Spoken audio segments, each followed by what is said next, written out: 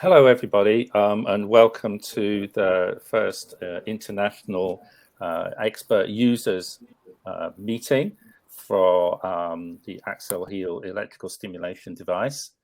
I'm still waiting for a couple of people to look in, and just about to share my screen.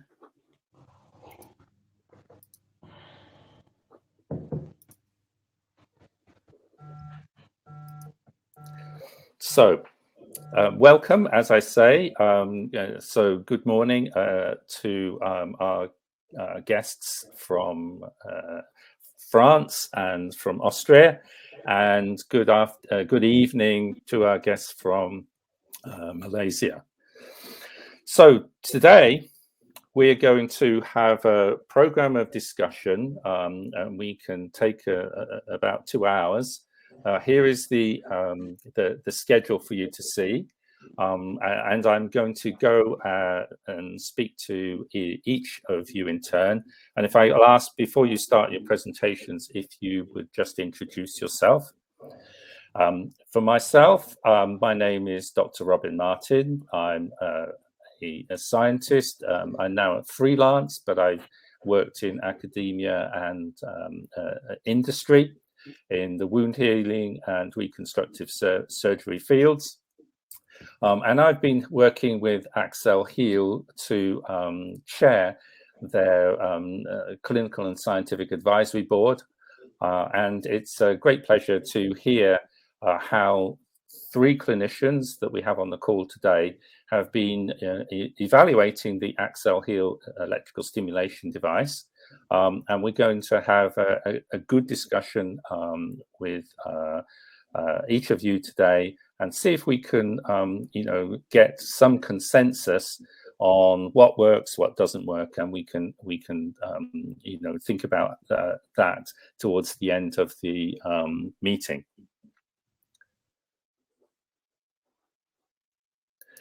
We're going to keep in mind as we go through to try and answer some objectives, to hear about Accel-Heal, to compare strategies and outcomes. Some of you have had experience of other electrical stimulation devices, and it would be great to hear how you have found Accel-Heal in comparison, good and bad. It'd be great to identify, is there a common set of indications or comorbidities that respond very favorably to Accel-Heal or not? And to see, some of you have used Accel-Heal on the same patient more than once. And at the moment, we don't have any real clear guidelines on when to do this. And it'd be great if we could understand when it's the best time, in your opinion, to deploy additional 12-day blocks of Accel-Heal therapy. And when we get to the end, maybe keep in mind that it would be an interesting exercise if we could think about co-authoring a publication based on the contents of this meeting. So I'm going to stop my screen sharing now. And I'd like to welcome Dr. Jean-Paul Lembelembe, who works in France, to set up his presentation and introduce himself and his background. Jean-Paul, are you there? Yes. Hi, everybody, and thank you, Robin, to welcome me for this meeting. I'm going to try first to share my screen. Just a few moments.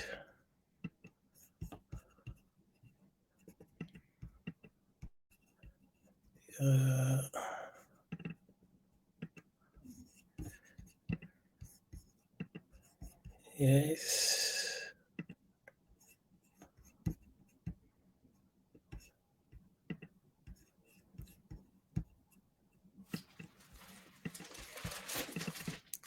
That's right for you now?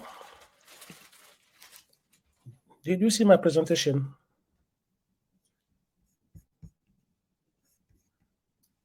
Yes, that's great, Jean-Paul. That's right. Okay. Thank you. I have already a good experience of electrical stimulation because I started using this in 2008 with a device called Wundel in France. Wundel therapy consists of a therapy device with dressing electrodes and dispersing electrode. And this dressing electrode is put on the wound bed, and it delivers electricity in negative or positive polarity. Negative polarity is to clean, to favorize the fibroblast, and positive polarity is to favorize keratinocyte. Our experience shows that this device is very, very important for us for how to heal wounds, as you can see in these pictures, because we have patients with very, very old ulcers of different etiology, like mixed ulcer, venous ulcer, or angiodermatitis. And this helps us to to optimize the wound healing of our patient. But some features have hindered the development of this technology because Wundel device in France is not reimbursed by our national health system. We have to treat patients only in the hospital, and this can be a limit of utilization for our patient because of the constraints of long hospitalization. So I was looking for a device that was less restrictive for our patients to treat them at home, because when they are hospitalized, it's a very, very long time. It takes a very long time for them in the hospital. So I decided to look for another system. That's where I find Accel-Heal, and I'm now trying to evaluate it.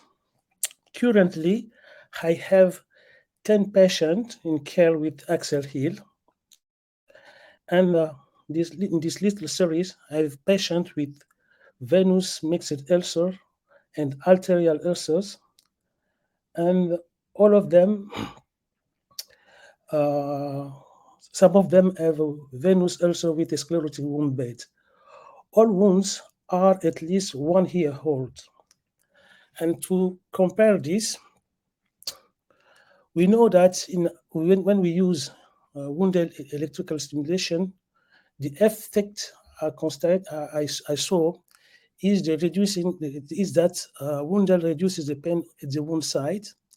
It can accelerate the healing process, and it can also be applied by non-medical staff in a very easy, safe, and quick manner at home.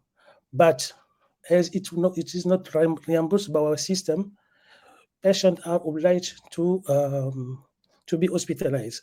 So one of the important difference I found with Accel is the possibility that patient can stay at home, and we have this system can deliver the electrical stimulation at home without problem, without side effects.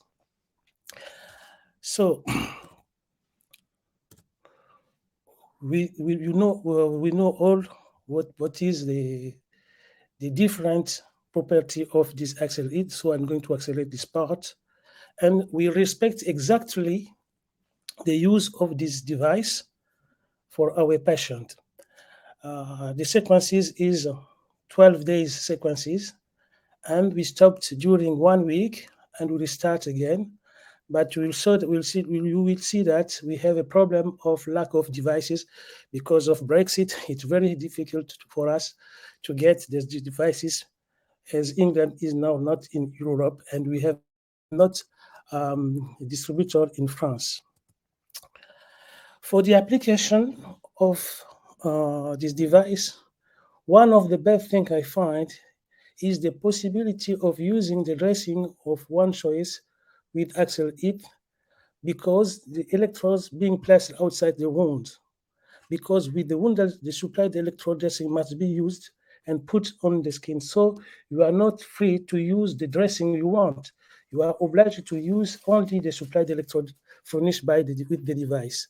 With Accel-Heal, this is important because the caregiver is free to choose the dressing he wants, adapted to the stage of the wounds.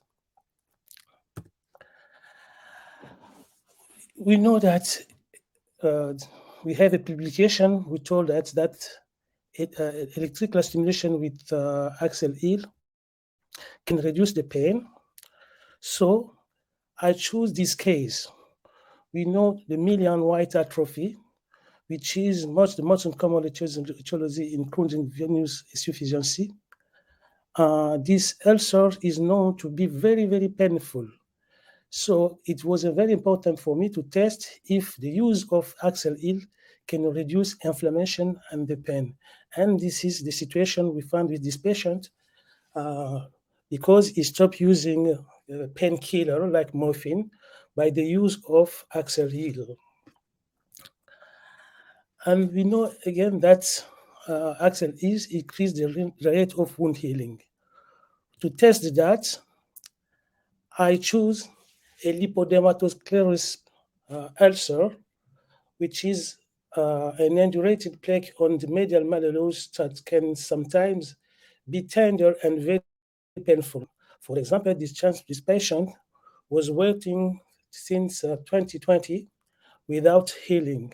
So when we applied the Accel-Heal, as you can see in these pictures, we have a very, very good evolution.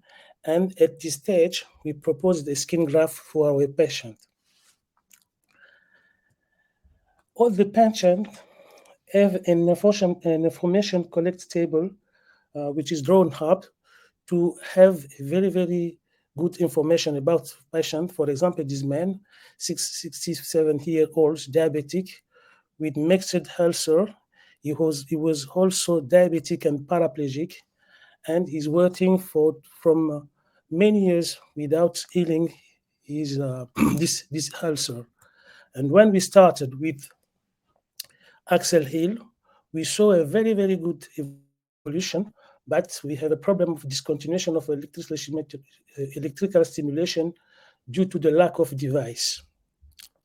So we stopped during a long period, and we restart again in August. And as you can see here, the patient is very happy with this good progress and grateful to have another 12-day session of Accel-Heal, which restarted the healing process.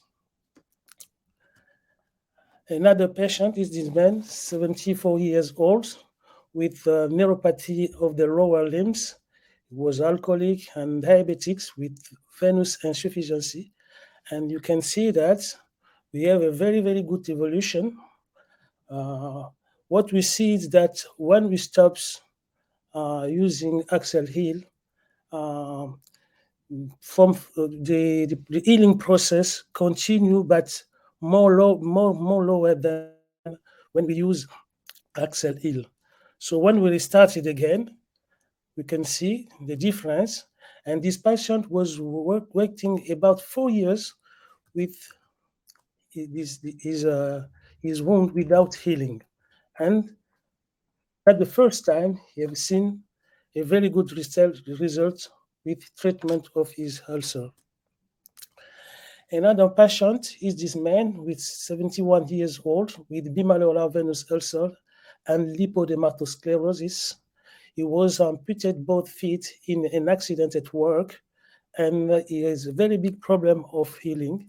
And when we start using Accel-Heal, in this case also, we've seen a very good results and the restarted of the healing process. But we have also a problem of lack of devices. We are obliged to stop and restart it again at the end of August. And until now, we are continuing. This patient also needs endovenous laser to treat his saphenous venous insufficiency later in this November. But you can see that the result is very good. So for me, the result seems to show an effectiveness of the therapy with Accel-Heal. Healing process seems to be accelerated. The wound surfaces are reduced. The pain is reducing even in wounds like angiodermatitis, median white atrophy, and lipodermatosclerosis, which is very hard to heal wounds. And the most importantly, even during the interval of stopping the treatment after a sequence of 12 days, the healing process seems to be restarted for the majority of patients. What we've seen also is that patients need 3 or 4 12 days sequences. And for side effects, there are no significant side effects. We have only one patient who complains of electric shock sensation. And we know that we see that Accel-Heal can be used in conjunction with other treatment to optimize the healing of adult to heal wounds. For example, now we start with electrostimulation and we complete with grafts, skin grafts for our patient. This is my conclusion. Thank you very much. Thank you very much, Jean-Paul. That was very, very interesting. Can I invite the other two clinicians, Peter and Harry, to ask Jean-Paul if any questions occur to them? Yes, I have a question, Jean-Paul. Do you have planned any breaks after the first or second treatment? You worked 12 days with the first treatment, and then you work directly further with the next treatment, or do you have planned any breaks? Please, could you repeat it again, because I don't understand your question very good. Okay, sorry. You made the first treatment per patient, yes, and then have you made a break for 1 or 2 weeks, or you made directly the second treatment and then the third treatment? No, we have a 12-day sequences, and after we stop, to see if it's working, and we restart again after 1 week. But for some patients, we have no solution. We stopped because we have a lack of devices. But the recommendation, but I don't understand why, but the recommendation is to stop after 12 days and to see. But for me, it's important for some wounds like lipodermatosclerosis. It's very hard to heal, and to stop after 12 days seems for me not necessary. I would prefer to continue, but I decide to respect exactly what is asked by the manufacturer. So I stopped after 12 days of use and restart after one week. Okay. Yeah. Thank you. That's very interesting. We'll explore that.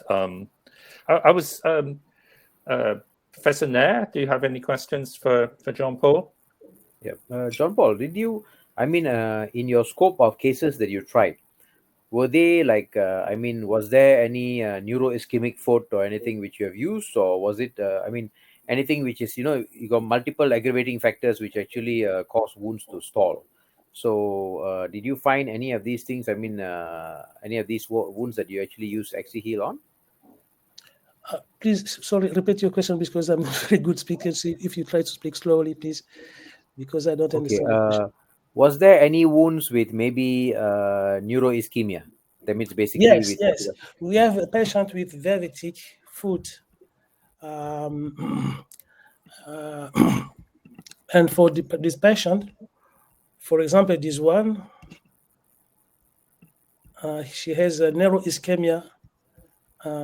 He was a mixed wound ulcer. That's why there was in, and as he has a mixed ulcer, they used to put bandage, which was a very big problem. So we stopped the use of bandage, and for this neuroischemia patient, we use Accel-Heal with success. Mm-hmm. What was the ABSI? Please. What was the ankle brachial systolic index for this patient? I've not this information in this. Sorry, I don't have the information. Okay, because you know why? Sometimes some of these, electroceuticals, as we call them, basically have got, electrical stimulus can also help in terms of perfusion. So it'd be good to know exactly how bad or how severe it is. I mean, maybe in cases of critical limb ischemia, when you come up with the best practice, this thing is actually to get the vascular guys to go in to either do angioplasty or even stenting or even what you call the bypass, and then you can actually use the Accel-Heal to promote healing itself.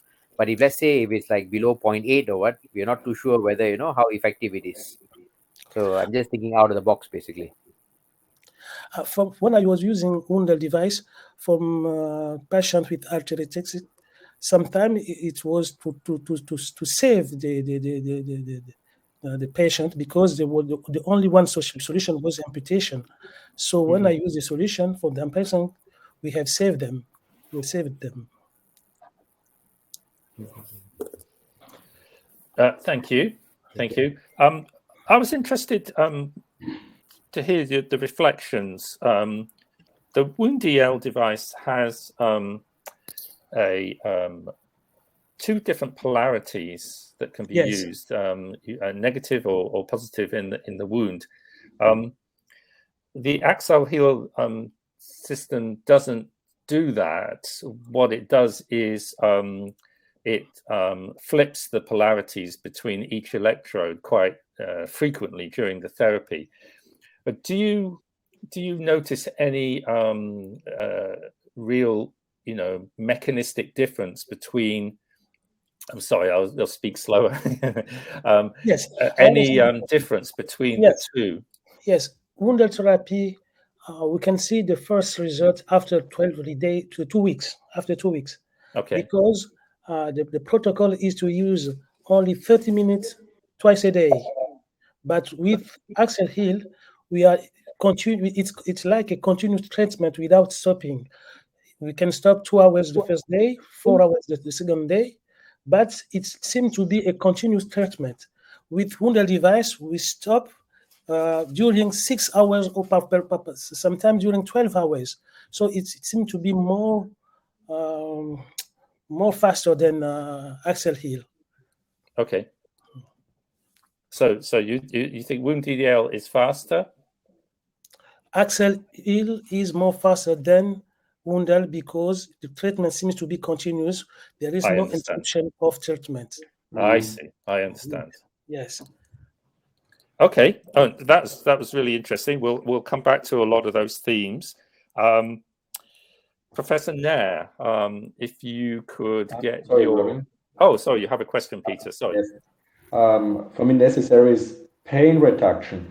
How fast becomes the patient the pain reduction? Is it the next day or 2 or 3 days? Have you this protocol? For patients with angiodermatitis, and the patient with lipodermatosclerosis, with myelin atrophy, our patient with using morphine, when we start the use of Accel-Heal, is like nervous stimulation. They stop the use of painkiller just at the beginning. This is for example, one of the patients, he decided to continue just not to heal, just to avoid pain, because it started just at the beginning of the treatment. I have the same experience. Yes, that's really cool. Yeah. Okay, that's interesting. Okay. If there aren't any other questions, and obviously we've got lots of time for questions later, can I invite Harry to put up your presentation and speak to us?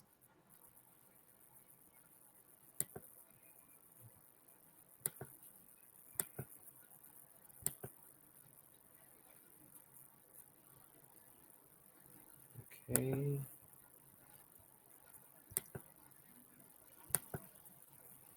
Can you see my slide? Yes, that's great. Okay. yes, that's I think okay.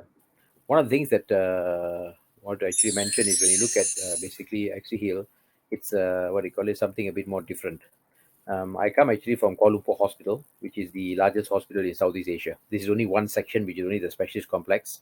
So we have about 2,500 beds over in this hospital, and the wound care unit actually is situated on the 8th floor, where we have about 20,980 patients last year, even though it is a hybrid COVID hospital. So during that period, we were still what you call this seeing wound cases, because this is the main tertiary center for Malaysia. Now, one of the things that I wanted to mention, basically, I think Jean-Paul has mentioned about using BML and all that.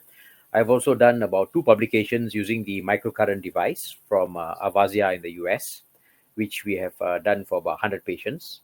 And then, because that is also supposed to help in terms of perfusion, in terms of pain and all these things. And then, what do you call this? I've also used other forms of electroceuticals like e-steam and all that. And we have also published a paper on dressings, which are using what do you call it, like we would say bioelectric dressings, basically, such as Procellera coming from the US, Warmaris and all that. So we published a paper on that also. So from all of these, I think there are 2 parameters that we usually look at, which is basically pain management and also wound healing itself. So when we started Accel-Heal, we actually had quite a number of these studies where we have done.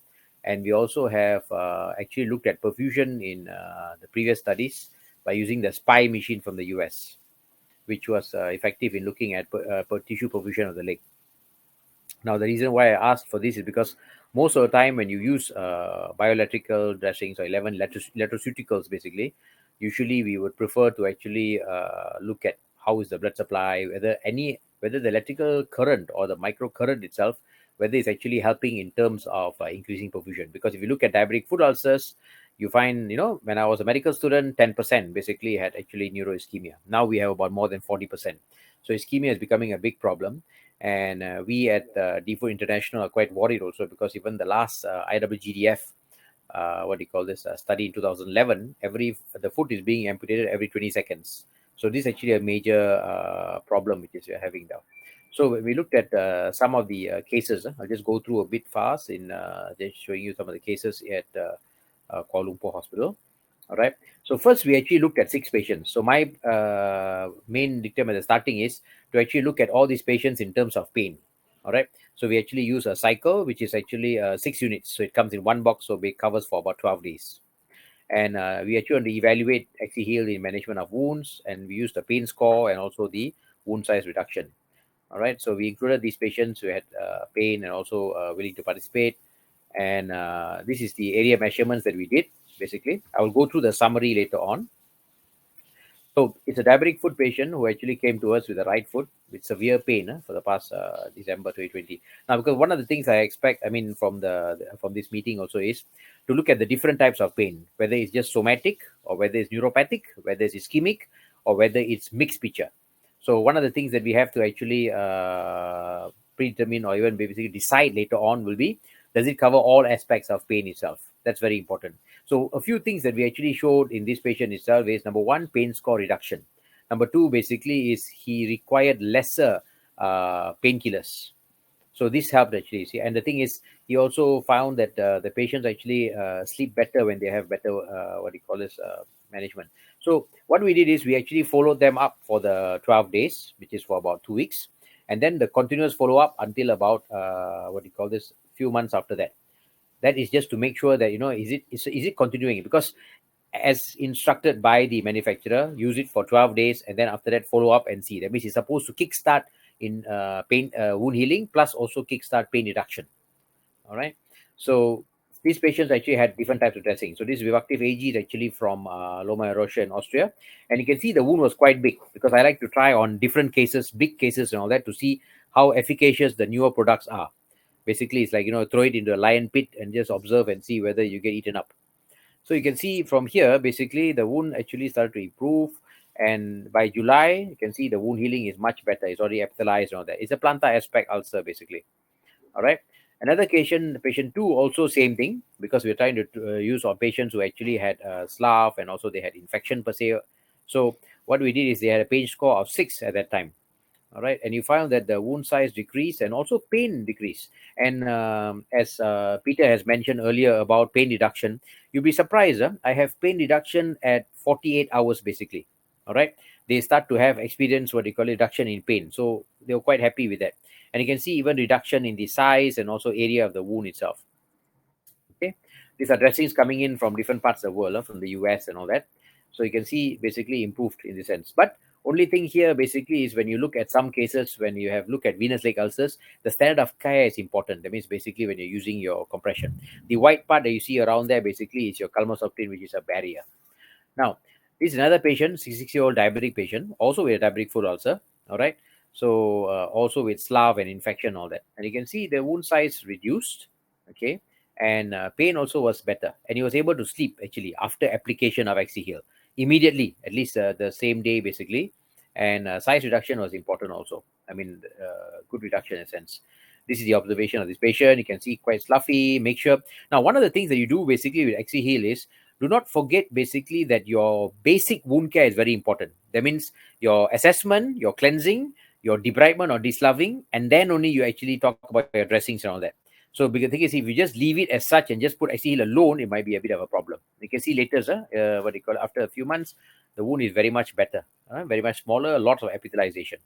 Same thing with this patient, all right, who actually had undergone a raised amputation. Okay, and we used a significant relief in pain basically. Okay, and the what do you call it? I'll show you a summary of the whole thing basically. And they were using what you call gels. We were using silver dressings and all that. And you can see the wound is much better, getting smaller. A lot of maceration basically. So we used a bit of barrier, but it started to close very nicely. So kickstarting healing is very important because if you look at diabetic foot, basically within 4 weeks, you should have at least a 50% reduction in size so that it will start to heal within 12 weeks. Okay. This is another diabetic patient also. All right. Pain score was 5. And then you can see, in this case also, the size was getting better. And he was on different types of dressings. You can see the wound is improving. You see epithelializing much better. Right. This is a venous foot ulcer. All right. A venous leg ulcer basically. And this patient also had pain because the thing is, usually you say the dictum is in venous leg ulcers, you don't have much pain, but because of infection, they can actually end up with pain. So usually what we do, standard of care basically is compression therapy.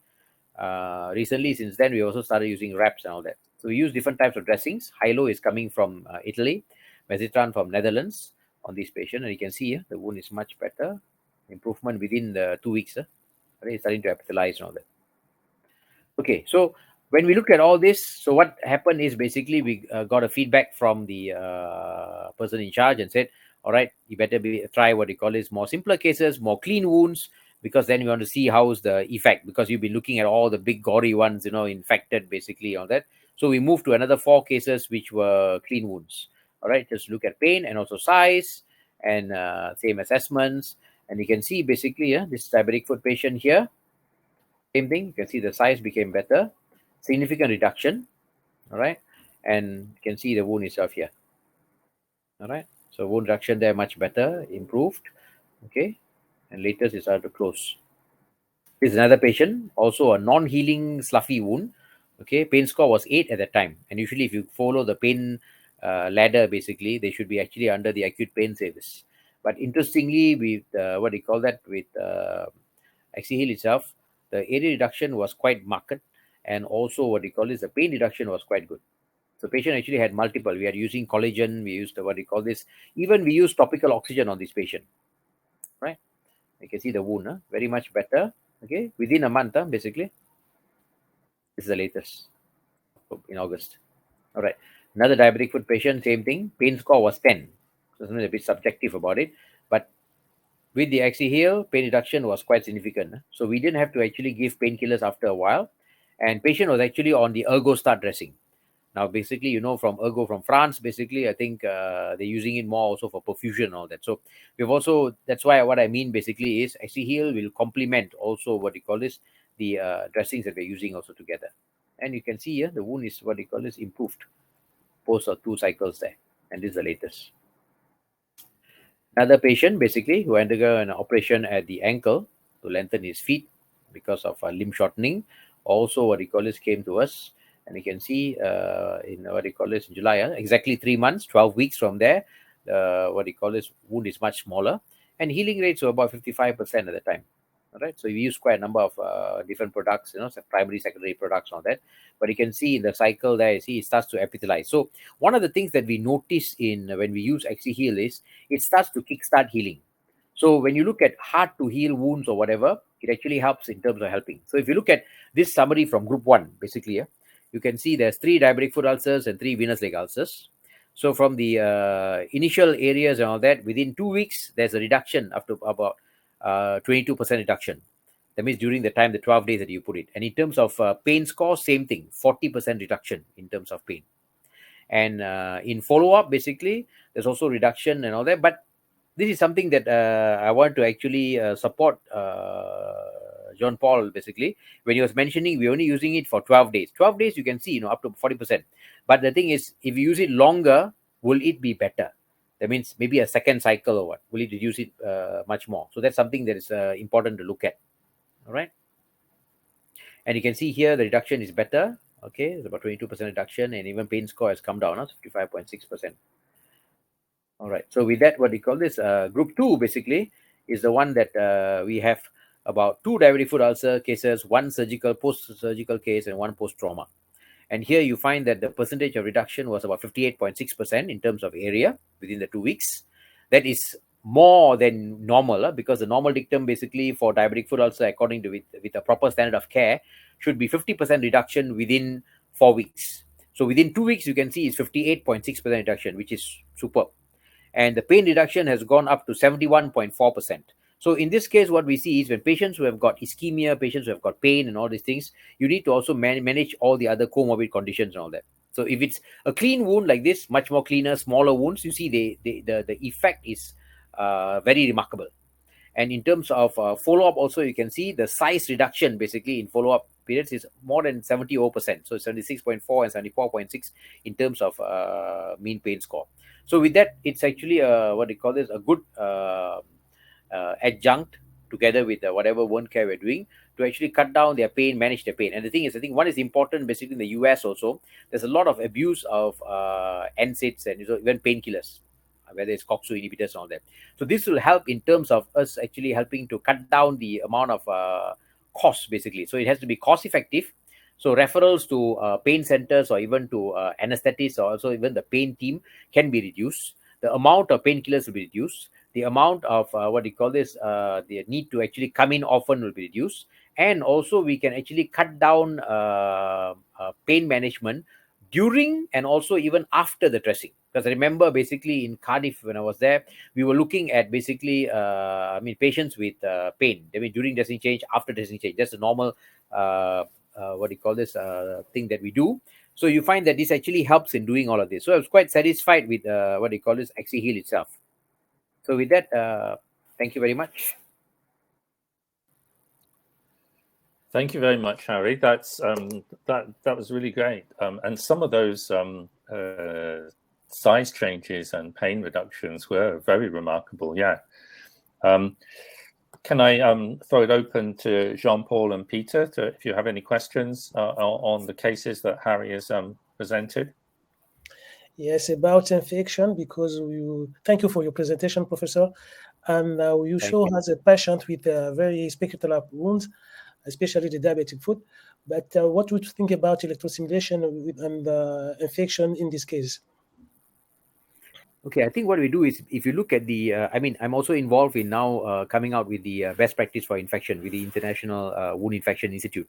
Mm-hmm. So one of the things that we look at basically is wound infection has to be managed. So in this case, when you find that, there's actually a slough, maybe what you call it, they have pus, if they have, let's say, necrotic patches and all that, debride first. Debride, remove the whole thing, cleanse the whole area, everything, all that. Make sure you actually manage the wound as it should. That means in terms of antibiotics per se. If you require, if let's say it's over infection. If you just critically colonize, then maybe an antimicrobial dressing per se. And then you add on what they call this Accel-Heal to the one, you can see it'll show remarkable efficacy. Because the thing is, you're actually managing the infection itself. Because wound infection, is one of the main causes of stall wounds. And the other thing I forgot to mention just now is some of these cases also have biofilm. I mean, we suspect, we can't see. But the thing is, with biofilms, you need to, I think Randy Wilcox and group, actually what they did is they've actually propagated debridement. That means basically even whether you're curettage or whatever, to clean the wound completely before we actually apply what they call this other antimicrobial dressing, whether silver or carexamer, iodine or any of those, to actually prevent recurrence of the, biofilm itself. So that's actually important. That's why I was saying that, you know, these two aspects, infection and ischemia, are two things that we have to make sure when you're putting this, because if not, you might not show what you call this remarkable difference, because it is not managed as per standard of care. Okay, thank you. No, that's a really loud and clear message. Do not forget all your other wound care skills and practice, but use Accel-Heal to stimulate what you've got. Yeah. And Peter, you had a comment?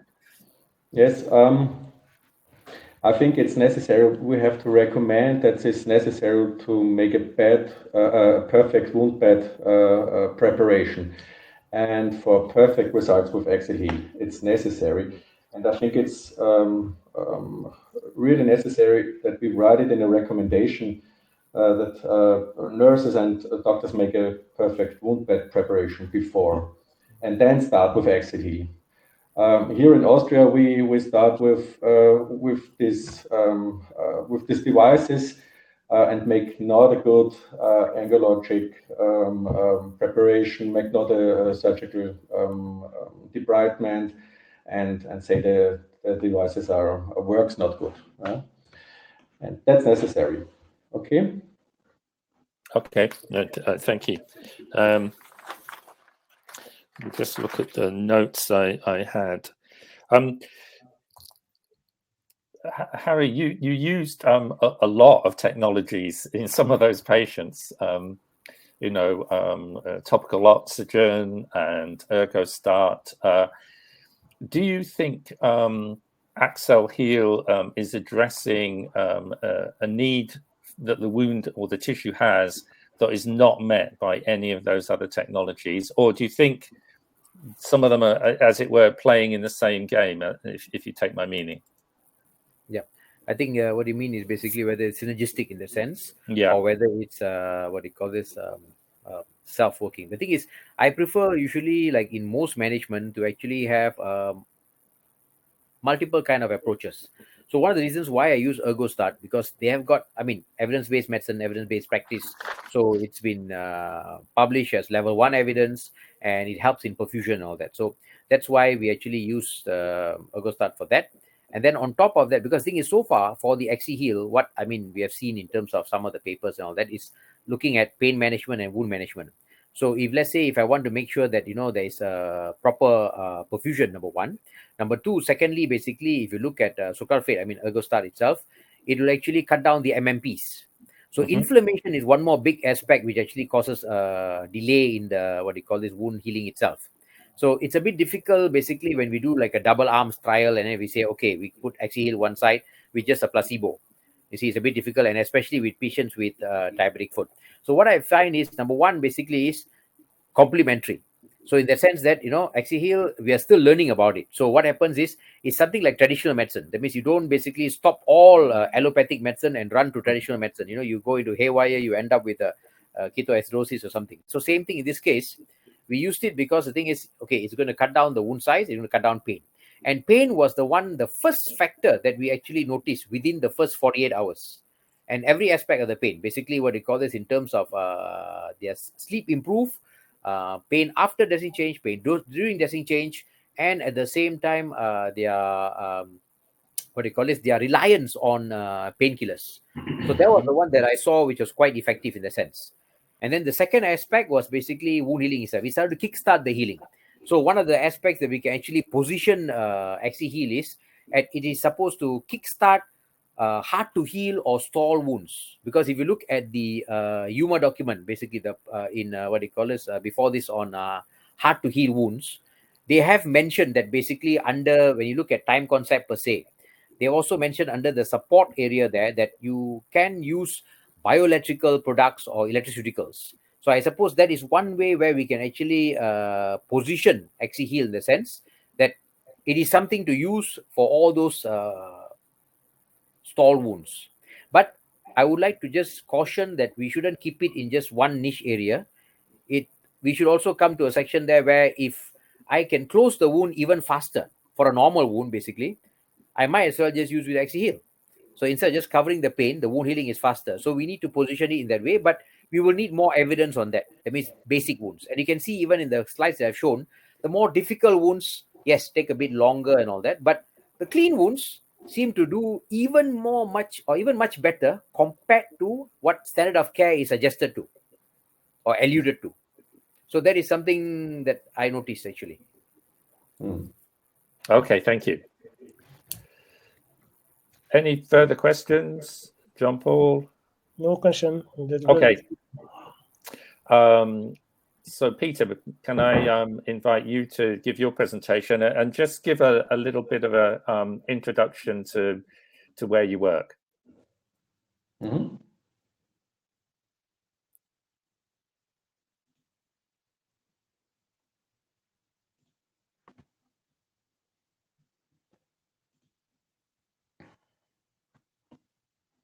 Oh, sorry, you can't see the full screen presentation.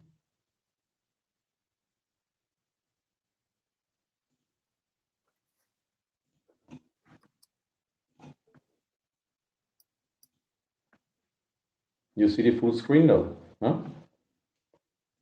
No, not full screen. One moment. It's not the right window.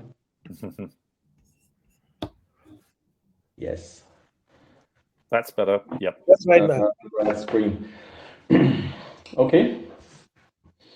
I'm a managing director of a nursing care service with for specialized for treatment for non-healing patients with non-healing wounds. I'm working in a multidisciplinary setting with 3 practices in Austria. We're working 50% in the practices and 50% at home. We educate patients at home, doctors, general practitioners, home care services, and I will make this job since 20 years. I work with Accel-Heal since I think more than 1 year, and we started case studies with 20 patients in spring and summer this year. And now I will present you some of our cases. The method we used 20 patients with wounds, 5 post-surgical, 5 diabetic, 3 pressure ulcers, 3 venous leg ulcers, 1 arterial ulcers, and 3 patients with traumatic wounds. The wounds had been present a long time, I mean 35 months. And for the last weeks, we displayed a range of interventions before. Electrical stimulation therapy was then applied for 12 days, and someone we restart a second or a third therapy. 14 of 20 wounds showed, as a result, a significantly positive response in reductions in pain, peri-wound edema, increased the exudate level, inflammation, and increased in granulation and the reepithelialization. That were typical signs we have seen. Now I will show you. I will show you 10 cases. They were typical for perfect Accel-Heal results. Diabetic foot patient with a malum perforans. And what here is necessary, we made all necessary conditions. Sorry. Here you can see the treatment we work with the granulatoxin solution, offloading, and so on. And the healing process was very stagnated. We start with the Accel-Heal. Here you see after 14 days a reduction from 4.2 square centimeters to 2.8 square centimeters. Before it was much slower. And we start a second treatment, and then we have significant reduced among 50%. Yeah? That was a very good result for this patient. You can see our treatment. We work here with the silicone layer, silicone dressing, Accel-Heal, and this is our offloading orthesis. Conclusion: after 5 weeks, significant reduction, more vital granulation tissue, and we have seen that the epithelialization starts and the wound environment was much softer, less keratosis. Post-operative Achilles tendon after surgical intervention. Here is necessary to say the operation was 7 months ago after Achilles tendon rupture. Then the surgical doctor starts with a second operation where there was a dehiscence with a local infection and swollen hardened area at 12 o'clock. You see here over the scar. And what we worked here with low-level laser therapy and kinesio tapes to make a soft offloading of the tendon and start with the electrical stimulation therapy with Accel-Heal. You can see here the swollen edema, and after 2 weeks, the complete local infection decreased, the edema decreased, and the therapy was a very great success for the treated doctor and our team. Here we work with the kinesiotherapy. Necessary result is also here the pain score between 2 or 3 days from 4 to 0. And the result was for me we have a better microcirculation there, and the lymph edema goes away, and the local infection decreased completely, pain reduced, and the wound can heal under the scar. The tissue can heal under the scar. The third case, a traumatic wound at the Achilles tendon from an 84-year-old patient, male patient. The traumatic wound the patient has 3 years ago, which never healed completely. 4 months ago, he got a local wound infection. There was a neuropathic pain, especially in the night. And the treatment from the first day before was here with gel and polymem silver, low-level laser therapy we started. And then dressing change 2 times per week here in our practice. There was a very long healing process, and so we started with Accel-Heal, and you can see decreased local infection, edema, pain decreased. Our conclusion was here a complete reduction of local sign of infection. From the first day, the pain was reduced to almost 0. Decreased local infection. Okay, a few days after treatment with Accel-Heal, the pain increased again. After Accel-Heal, the wound closed, continues, I think, in 2 or 3 weeks. The wound was 3 years open. Here I want to show you a picture from a pressure ulcer from a patient with multiple sclerosis since many, many years. And we looked here what we can do in this big size of wounds, and what with one treatment. We worked on one treatment, and what you can see after 14 days is here in the middle at 6 o'clock starts massively epithelialization, and before we have many weeks, absolutely no movement in granulation or epithelialization. The level of exudate completely reduced, and what we need here is to talk about what we recommend, how many treatments we need when we are not specialist or a wound care specialist. Yeah? This pressure ulcer is treated from a general practitioner and a home care service. The fourth case is a patient with a spinal cord injury since 12 years. He has also a peripheral arterial disease and a venous leg ulcer on the right leg. And our aim was here to clean the wound and to decrease the local infection signs. And this was our result after 11 days. During the treatment, we have also good improvement. The level of exudate completely reduced, and we can see here on the right side full epithelialization from the edges. And after a few days, he cycled a lot with his bike and worsened the wound again. Yeah? Every 2 or 3 months, he has massive traumatic wounds. Yes, that's a problem of the patient. Okay, but we see what we have for perfect results with Accel-Heal here.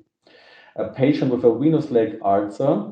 We treat the patients many weeks before. We used here hypochlorite solution, polyamine wound gel, and sometimes super absorbent dressings. You can see after 14 days this perfect result. The wound now is closed, and we have same results as in 80% of our cases. Yeah? Perfect results after 1 or 2 treatments. And fantastic case. We treat also at this moment this young patient with 30-year-old farmer. He's a farmer. Traumatic wounds 5 years ago. He has recurrent massive local infections with, I think, 3 or 4 surgical infections. The last surgical talked about possible amputation of his arm when we have permanent problems. We start in June with the therapy, and the wound was absolutely stagnated, and in 2 weeks you can see a massive reduction of wound size. Then you have possibly the patient have an alcohol problem, and he was now on rehabilitation for 6 weeks, and we restart the Accel-Heal therapy, I think 2 or 3 weeks ago, and now we have a wound size from 1 square centimeter. I think in the next 2 or 3 weeks the wound is closed, and a few weeks ago we talked about amputation of the right arm. Crazy. Yeah. Now the patient has absolutely no pain and a very perfect result. A case of a 64-year-old immobile female patient with a stroke 9 years ago. She's absolutely bedridden. And here we have a problem. We have no contact between the electrodes, and also when they we glued it 2 centimeters nearby, we have no connection.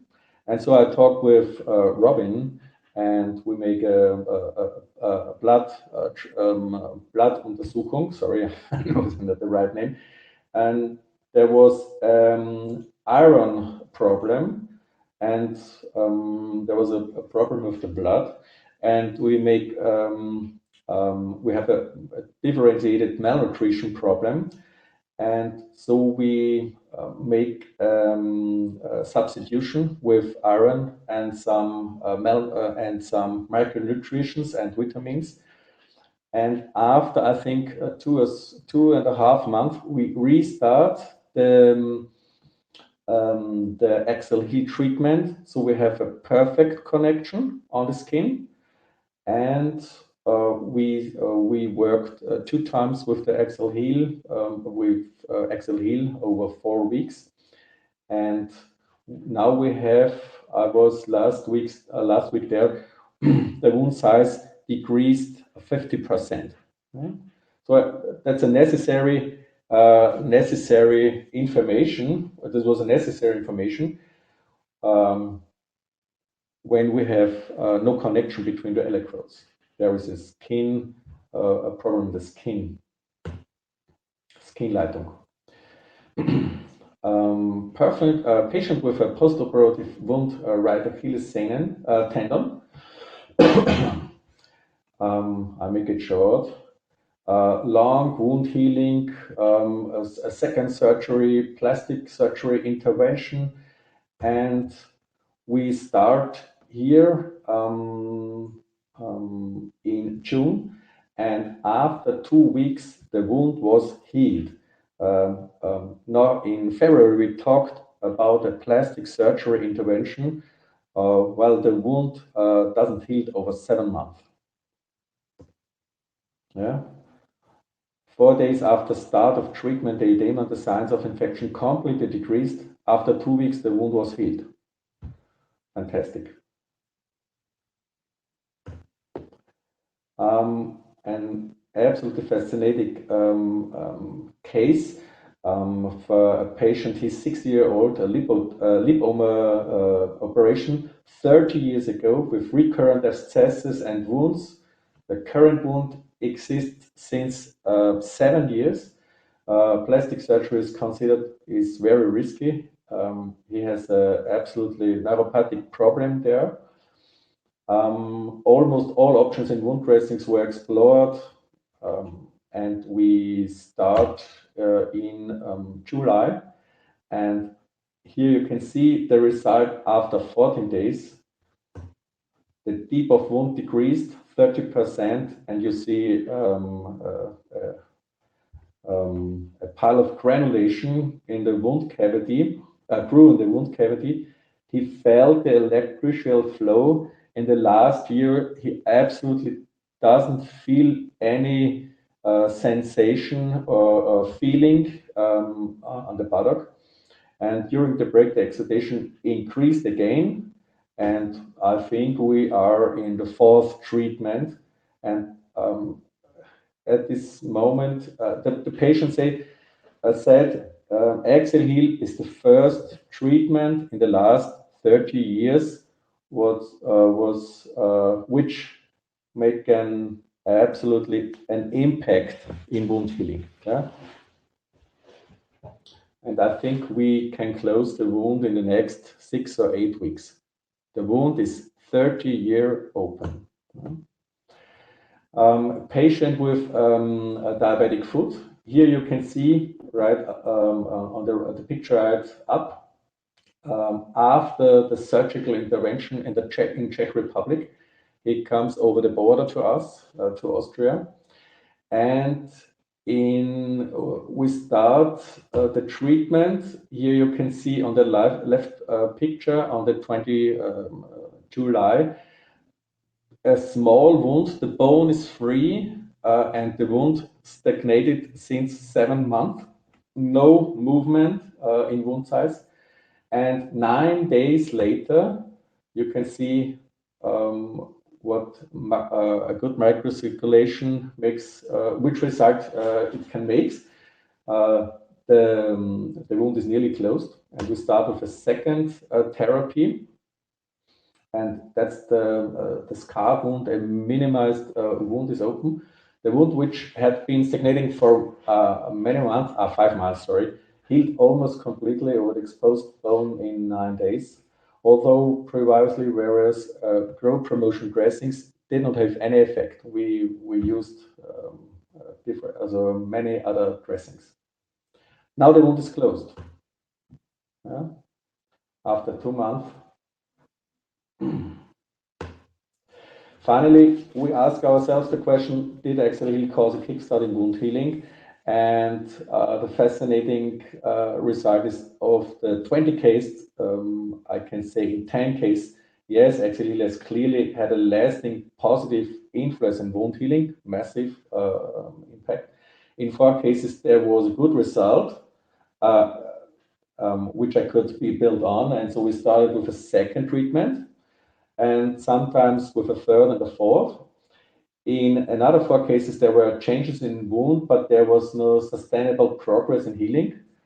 And I think we have something other treatments to do. And in 2 cases, there was no positive effects. Yeah? Accel-Heal is for us certainly a great enrichment in the treatment of non-healing wounds. And yes, we have to talk about our recommendations. And sorry. Okay. Okay. Yeah, no, thank you very much, Peter. Jean-Paul and Harry, some questions for Peter on his presentation? Yes. Could you repeat how many times during how many weeks you use the Accel device? And is it a continuous protocol, or you were stopping after 12 days? Because I've seen that you have used it at the beginning, during, many times. And the problem we have in our national health system is how to reimburse it if the treatment is so long. We have the same problem. Yes. So I have seen most of our patients. We have also we have patients with hard to heal wounds, and we are specialized. Yes. And our patients need 3, I think 2 to 5 or 6 treatments with Accel-Heal. So we have the best result. But normally the general practitioner or the home care nurses can also possibly use 1 treatment or a second treatment. I think it's not enough. Yeah? Most time it's not enough.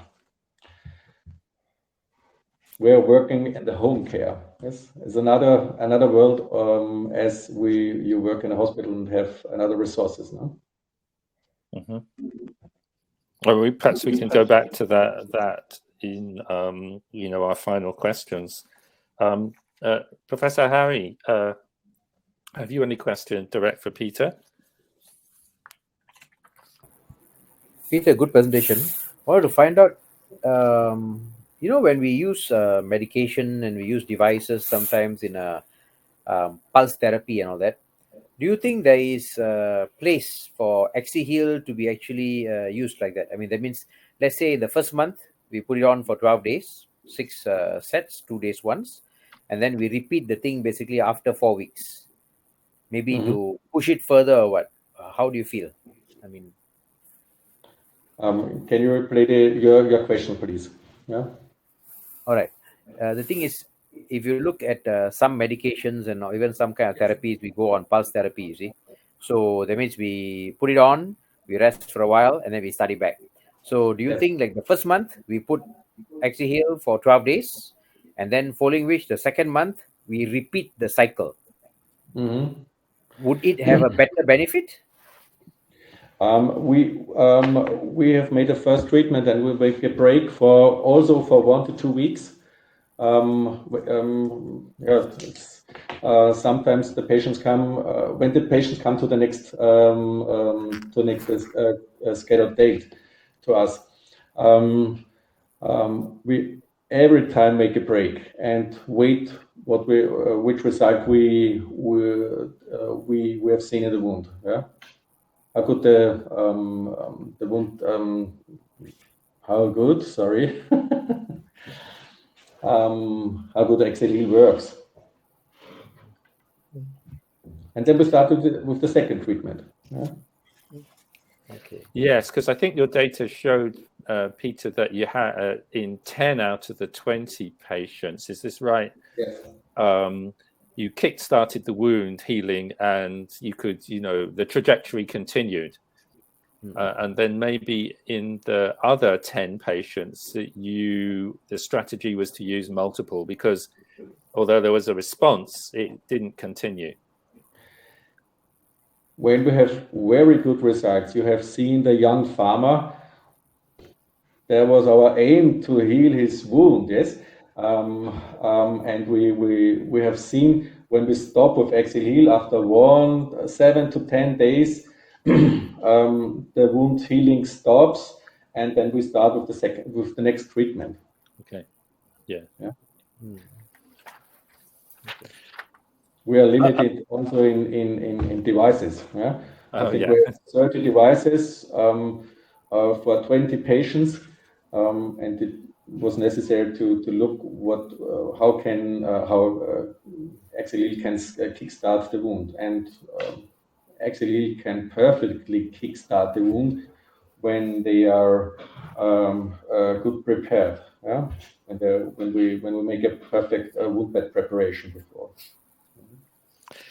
I just wanted to ask a question about one of the things you said. It may be a translation, or maybe you could describe.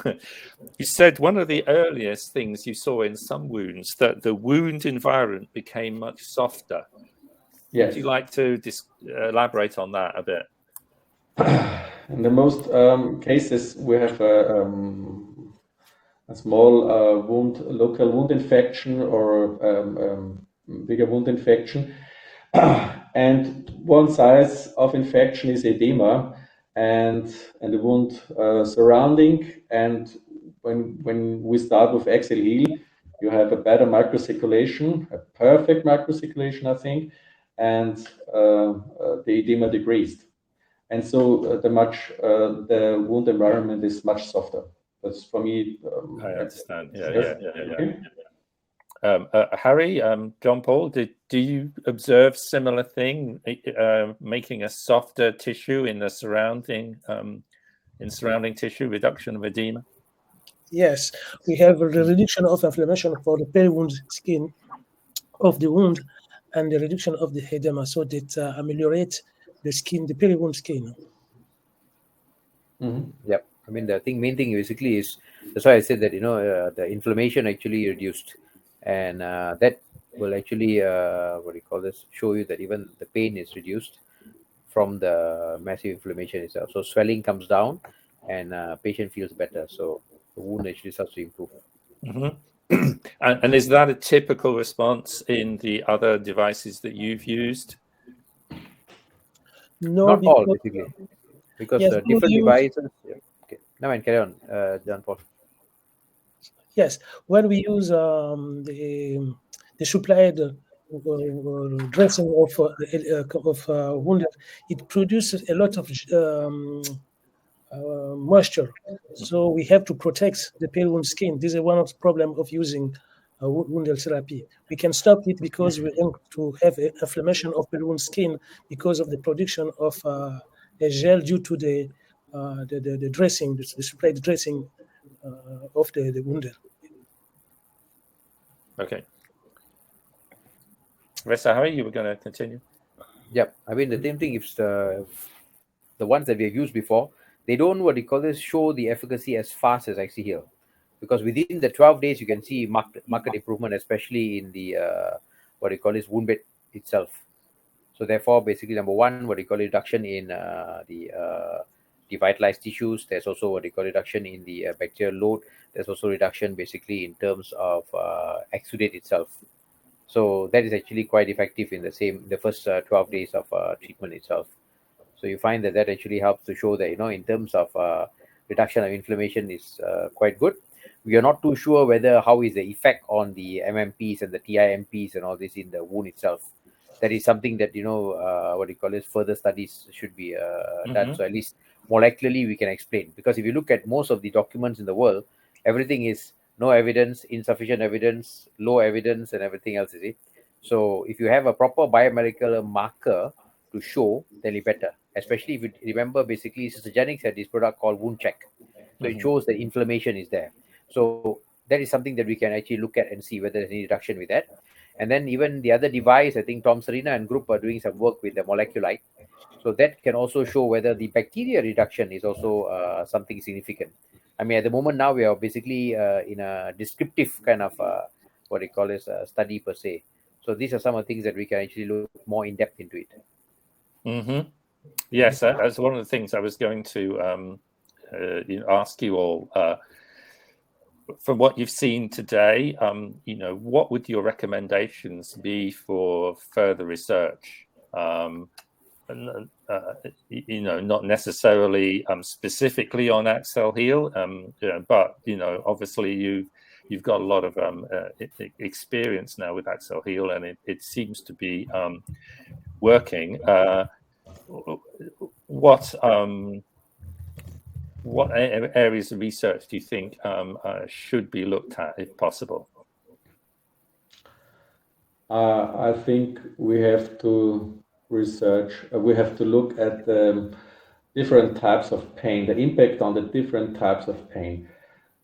At first, when you start with Accel-Heal, you have typical signs of local infection, and that's another type of pain. But when we work with diabetic foot patients or PAD patients, you have also neuropathic pain, but that's another type. Yes? And the impact of Accel-Heal is not the same. So we see we have very fast an impact on the local infection, the pain from the local infection. In the same time and the same day on the next day, and in the second treatment, we see. Sorry, I'll look in my grammar. We see a change in the Nervenleitung, in the neuropathic pain and the neuropathic problems from the diabetic foot patients and PAD patients. Sometimes, the pain increased when by diabetic foot patients. Yeah? Okay, so yeah, that's an interesting area. So, is there a possibility that the bioelectric signal that Accel-Heal produces is good for some types of pain, but not from others? Is that anything that you have recognized in these therapies, Jean-Paul or Harry? Please, could you repeat your question, please? So that Peter's suggesting that the pain caused by local edema and tissue infection and inflammation, Accel-Heal is quite effective at reducing that quickly. He wonders whether it's less effective in the sort of neuropathic pain that you typically get in diabetic foot ulcer. Is that the correct? Yes, I think it's a better nerve conduction, and by the diabetic foot from the Accel-Heal treatment, yeah, by the Accel-Heal treatment. Okay, let me get this right. So you're saying that it does work on that as well, or is less effective? Work, but sometimes the pain increased. Okay. So it works with the healing, but not so much. Yes. Sometimes the pain increases. Yes. Okay.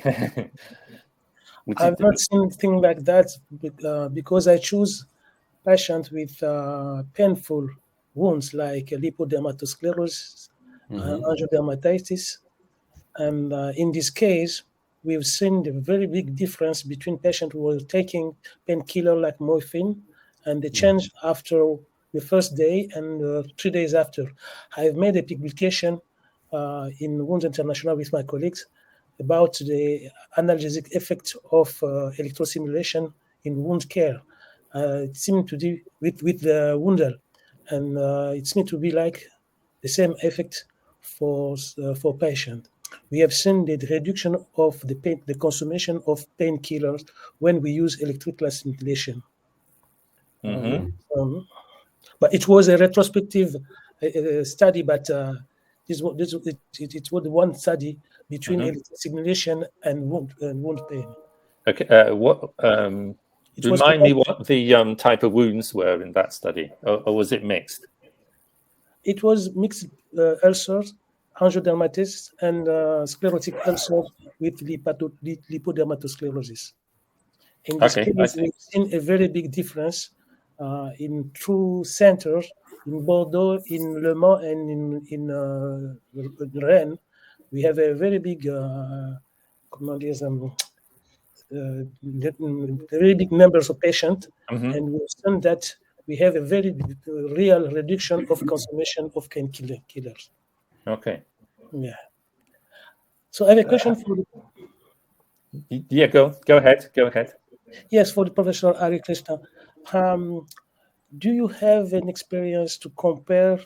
That's what something I want to do, to compare the use of electrostimulation with negative pressure wound therapy with instillation, especially for diabetic foot and patients with sclerotic ulcer, because in these cases, that's the one thing I used before the Accel-Heal, before electrostimulation. I use the negative pressure wound therapy for this patient, diabetic foot, and the ulcer with the wound bed is very sclerotic.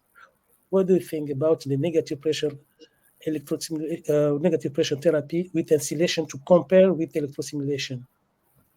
Okay, I think it's two different modalities per se, because negative pressure wound therapy with ID, installation and dwelling, basically from KCI and all that, is quite good for preparing the wound bed itself. But the thing is, in terms of what do you call that, pain and everything else and all that, I think what do you call that, actually heal fast for that, you see. So the thing is, if you want to use it as a comparison, it's not like head-to-head comparison, because one is a bioelectric kind of product, and the other one basically is more of what do you call this, electronic mechanical product to to instill and then after remove. And also depends on the solution that you use, whether it's saline or whether it's Prontosan and all these things. So I use a lot of negative pressure also. I've got the what do you call this, the NPWT ID, I've got the normal negative pressure, and also the single-use negative pressures like the Pico and the Uno. So usually I use that to basically prepare the wound bed itself. So in terms of, let's say, there's a huge big cavity, patients are in ICU or in the high dependency ward, I need to move them out to the normal wards. I actually use these patients, use these, what do you call this, modalities. And it works very well. Now, the thing is, you can use, what do you call it, Accel-Heal after that. Now, together with it, I would be a bit more skeptical to use it because there's fluid going in, number one. Number two, there's also, it's an electronic device somehow. So you don't want to put one more electronic device together there. There could be interactions, which we don't know yet, you see, because it's actually quite a new kind of modality. But for me, I would say, like, let's say if you find that that's a lot of exudate, and if you put, let's say, just the Accel-Heal there, yes, it will reduce the exudate, yes, but you must actually quantify it. Whether it's mild to moderate exudate, should be all right. But if it's like severely exudative wounds, heavy exudates and all that, then I would propagate to actually use NPWT first, and then you can actually continue on with Accel-Heal if you need to after that. Because if there's too much of fluid, it's going to macerate the whole area, and then, basically with the device and all that, so you're not sure how effective it is. So anyway, that is one more aspect that we actually have to study up also. And I think one more thing just to add to what Peter has mentioned earlier, like what I mentioned earlier, whether it's actually nociceptive or whether it's somatic pain, or whether you're talking about neuropathic pain or whether ischemic pain. So some products works on all three. Some will only work on basically substance P or even just the nerves alone. So we need to actually do that. So one of the things that we do for, studies for new products such as this is basically like how the FDA works. Basically, you need to put in an indication. So if your indication is basically for neuropathic pain, then you say, okay, that is one particular study you need. So you need to actually quantify and qualify these different types of pains and then try Accel-Heal on them. So like I think somatic pain, all of us have proven that is effective. And even in terms of neuropathic pain also, I think. But we would need more studies. Our limitation is the numbers are a bit smaller, and we have to be more specific. That means specifically to neuropathic pain per se. Because if you put as indication there and said, okay, when you get your MDR registration for the CE mark, basically, and you put there for pain, which pain, all types of pain or not. So you have to actually, that is, I think, one of the first things you have to look at. Number two, basically, is for wound healing itself. How does it prepare the wound bed? So one of the most commonest thing is increasing perfusion or angiogenesis. And number two, basically, is reducing inflammation. So both these aspects, basically the eye in time, basically is something that we have to show, and it shows how it works. Because if it's a new modality, is always a problem in actually proving it. But yes, it works. But now the next step will be actually short term and intermediate is actually to put in the indications one by one, because every indication you need to have sufficient evidence itself to show that it's effective. It can't be one for all, basically. I mean, it can, but even for that sense, you need to actually put in 1, 2, 3, 4. Mm. Yeah, that's what I mean. Thanks.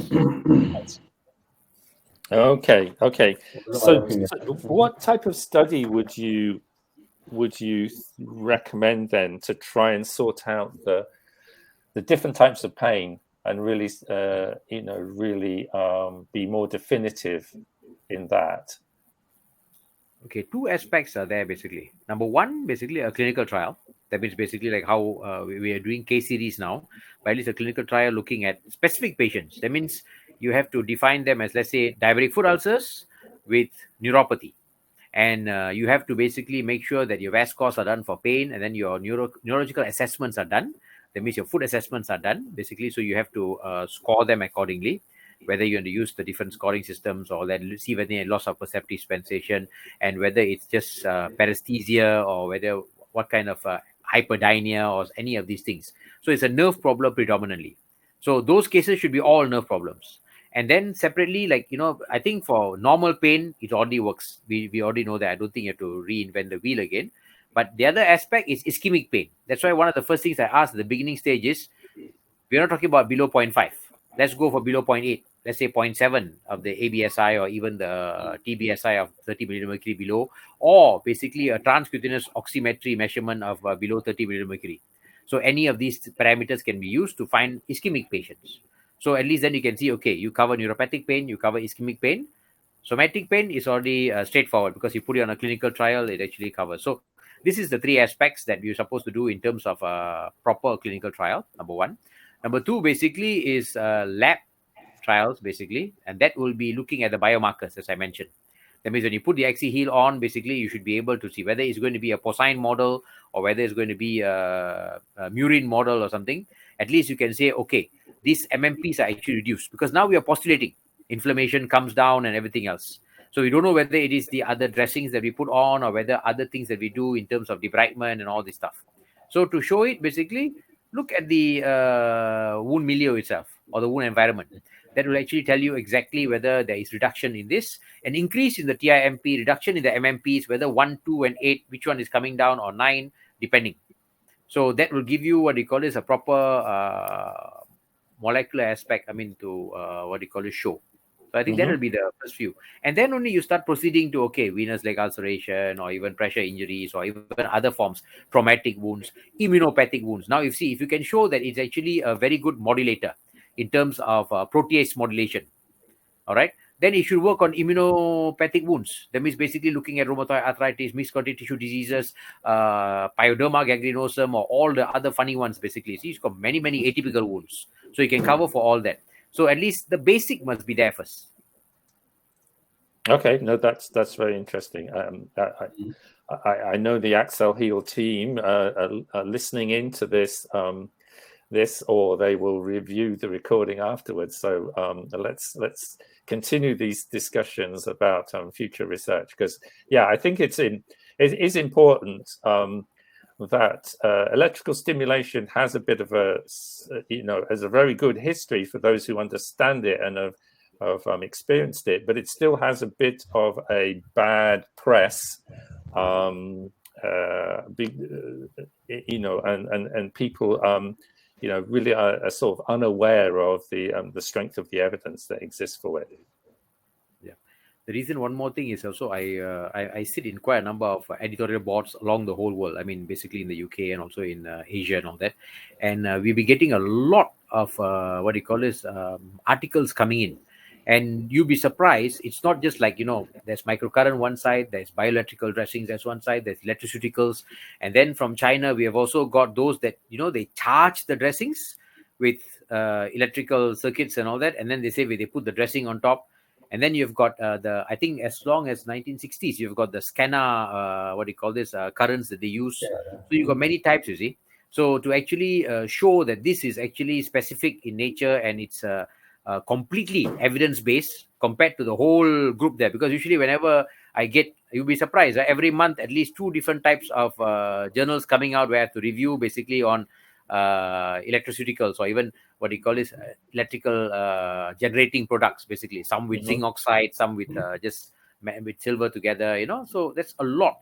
And then over the counter, plus also, some are not even registered with the Medical Device Authority. So when we actually go through in journals, we are very cynical, we are very, very critical, and we actually look exactly how the evidence is. So we need to actually proceed properly so that at least we amass enough information and evidence for the product itself. Okay. Jean-Paul, Peter, any comment on future research requirements? Yes, because we have now, that electrostimulation has a very, we have many information, many proof that works. But the problem is in which wounds it works. I think that it's very better to define what are the best solution, what are the wound type we are going to use electrostimulation, then harder. I think that it's better to define in wound type, in which wound type we have to use this solution.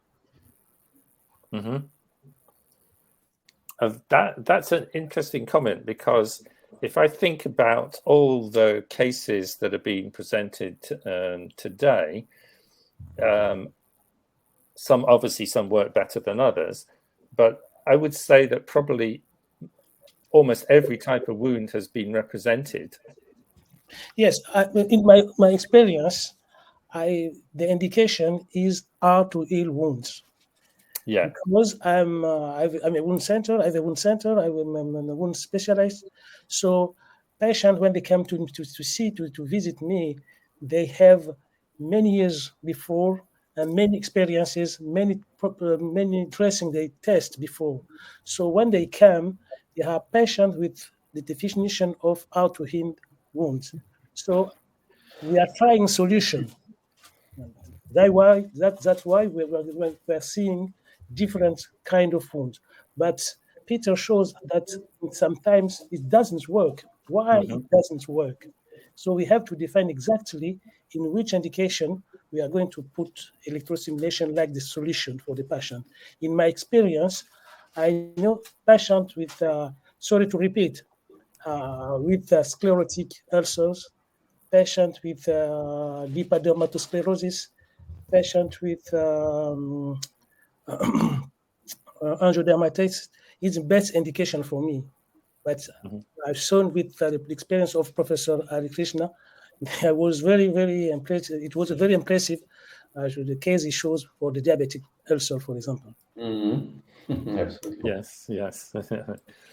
So I wonder whether, rather than specific indications, it's the thing that distinguishes whether it will work or not would be, I think we've all agreed that the consensus is you have to do wound bed preparation. You have to control, as Hari says, you have to control the eye in time and the other things in time as well.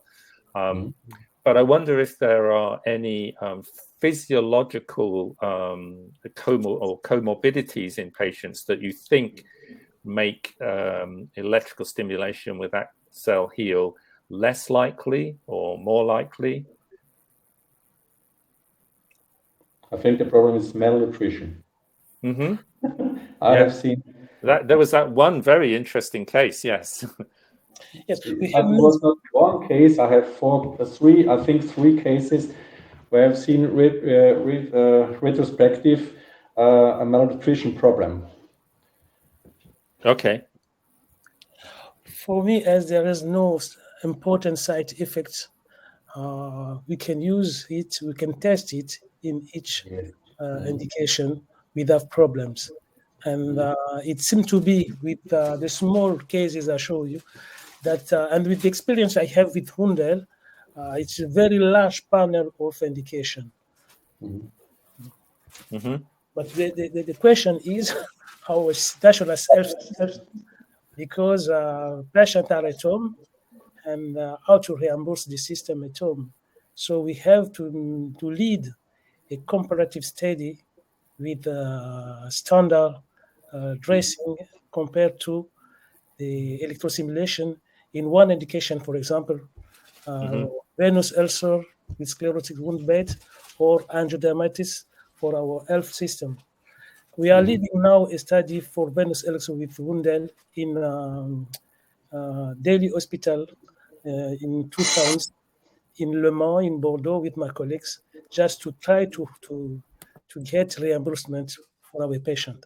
I think we can do the same with Accel-Heal. Okay.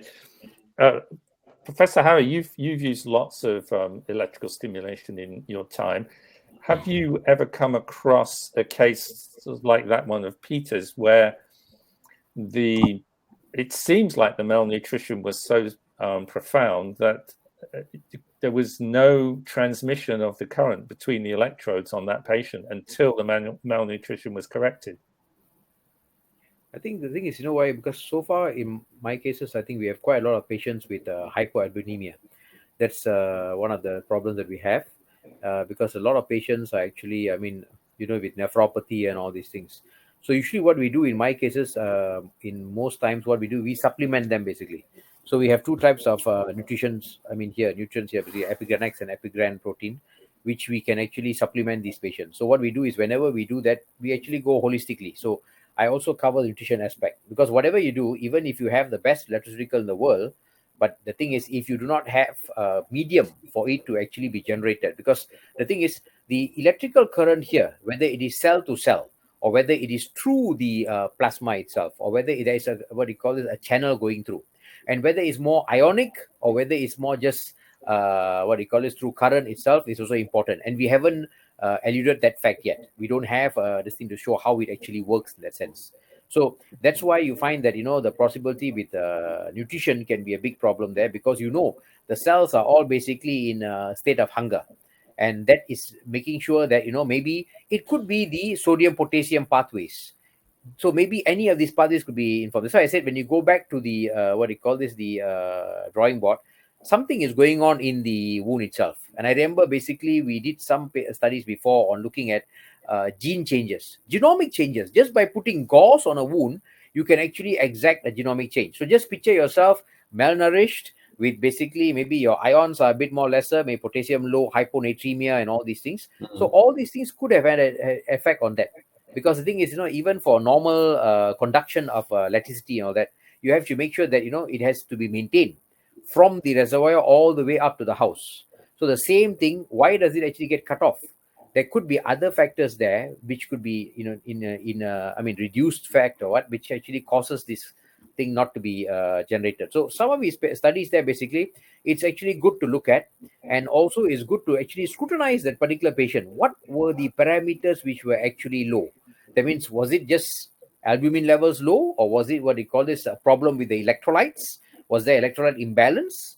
Maybe that is the one causing the problem of the electrolytical not working. So these are the few things that we should actually look at, because then we can say, yes, make sure you cleanse the whole thing, clean the whole thing out, make sure the patient is managed well, get a proper team, basically nutritionist or even a dietitian to come in, so then they can actually start total parental nutrition or that. Because the thing is, you do not know. And these patients, let's say they're having potassium losing enteropathy. So could that be a problem? Because with that particular patient having that, or even cases of hypernatremia, hyponatremia, kidney problems, or a lot of problems there, basically metabolic acidosis. So any of these things can actually cause a problem with the flow of the electricity itself, and how much of current is sufficient. If you look at the microcurrent device, it's 10 to the power of -6 to -9. So in this particular case, how much is it, and how are we basing it? That means in this particular electricity, what is the level that has been chosen for the Accel-Heal device itself to exact its performance? And is that sufficient? can we increase it? Can we tweak it? And can it be used in different cases or what? I mean, it's just thinking out of group. I mean, basically, when we see our PhD students, this is some of the things that we always discuss and say, okay, you have to think out of the box. Right? So there may be many factors actually. Yeah.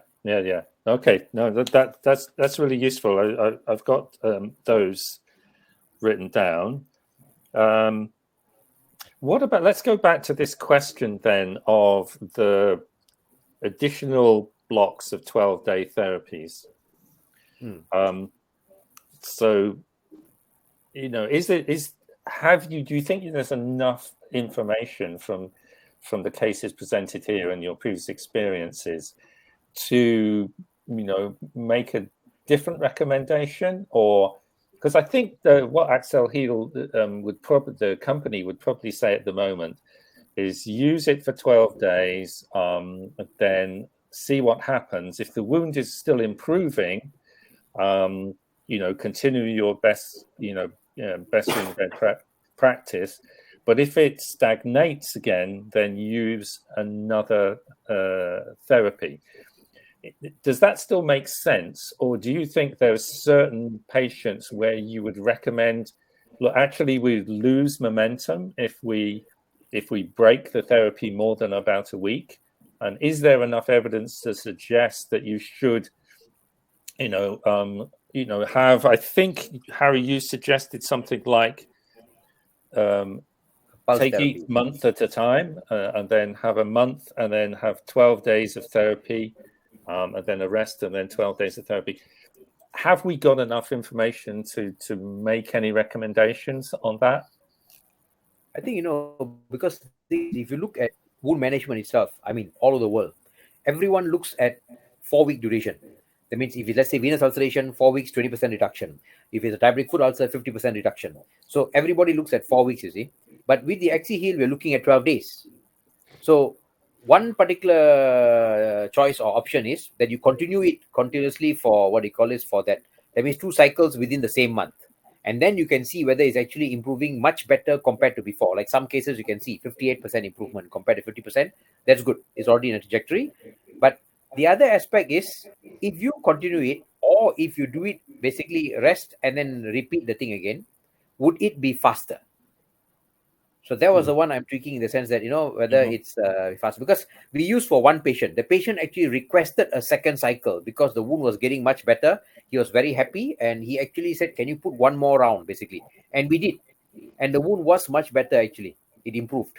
But only thing is, we did not actually measure exact how many percent, because you need to actually compare, you see. So the thing is, with one particular patient, more in the lateral malleolus itself, basically, I mean, we found that it was good. So I think in some cases that has been shown before this, I think Peter has shown some cases where he has used it as 2 cycles also. So it might be faster in that sense. Yes. Peter, do you have a comment on that? I think I have the same opinion. I think it's good to start with one treatment, make a good wound bed preparation, then start with the first treatment, make a break, 1 week or sometimes 5 to 10 days, and then we have a stagnation, or the wound becomes decreased or doesn't heal so much, so fast. Start with the second treatment. Yeah? Every time make a short break. I think that's good to recommend. Yeah. Jean-Paul? If I compare with the wound therapy, I know that after 12 days of using, 2 weeks of using, if it doesn't work, I know that it's not going to continue to work. But with Accel-Heal, it's a continuous treatment during the 12 days. We show just at the beginning that it's going to work or not. So how to explain to the patient why I'm stopping his treatment? It releases the pain. It's meant to be that it works. It's restarting the healing process. So why to stop after 12 days? I think that must be managed by case. So for me, I think we can start to 12 days. If we see that it's working, we continue. I don't think I have to stop. This is my opinion. Okay. Yeah, well, that's interesting. Of course, I don't know whether you were all aware that Accel-Heal just a couple of days ago launched its new device, the Solo device, where they've managed to have a single device that lasts for 12 days. Okay. Do you think that will make it easier to use in multiple times? How much of an improvement do you think that would be? Yes, I do, because we have a problem to eliminate the device after the use. So for the nurses, the question is why it works just for 2 days. If it can work during the 12 days, it's very easy for everybody. Yes, Peter. Yeah. No, I think here in Austria we have a reimbursement problem. Yes. And limited.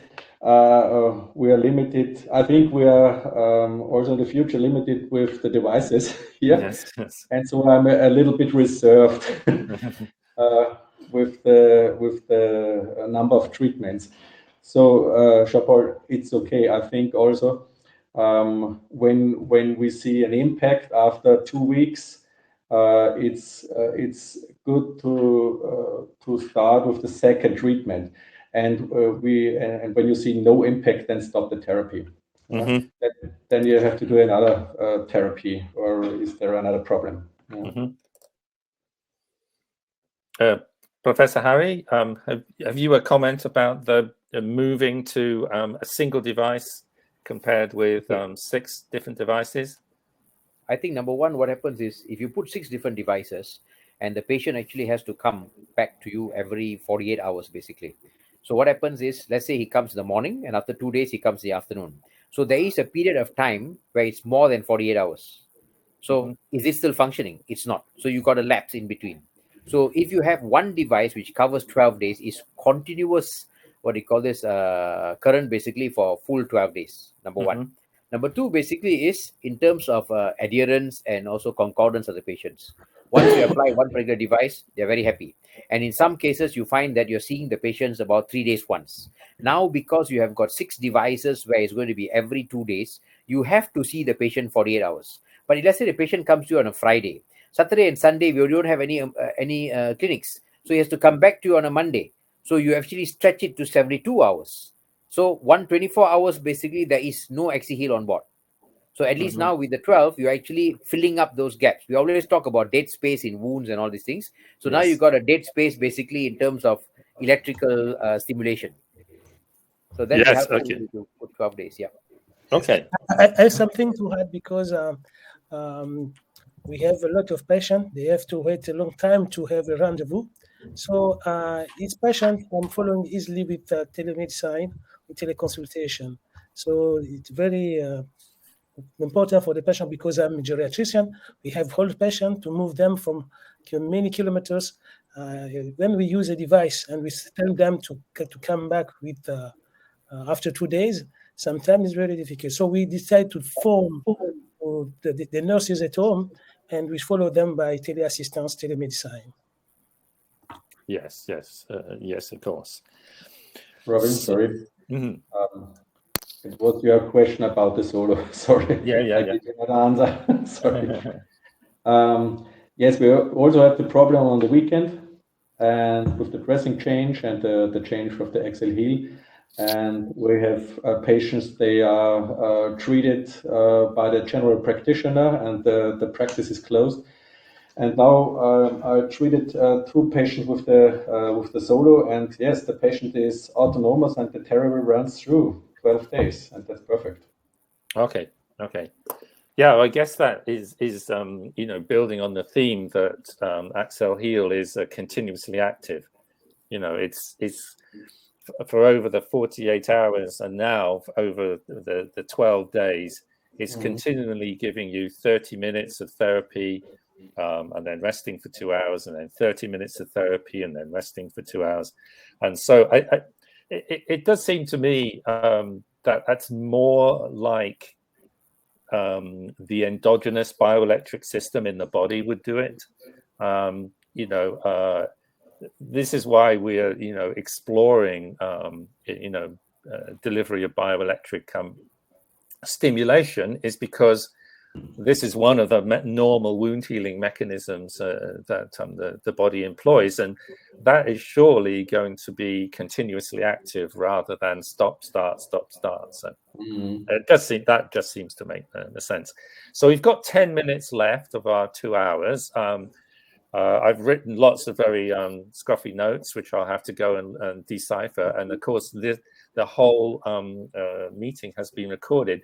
I just wanted to get your views on whether you think that we could prepare something for publication on the strength of what we've discussed today and the cases that you have. And would you, of course, this is your own work, and of course you would have the possibility of submitting them for publication on your own. But I just wondered what your thoughts were in trying to write something together and combining what Peter's 20 cases and Harry's 10 cases and Jean-Paul's 10 cases. And then we could be, because, for example, many of you have done some diabetic foot ulcers. We're beginning to build a few numbers.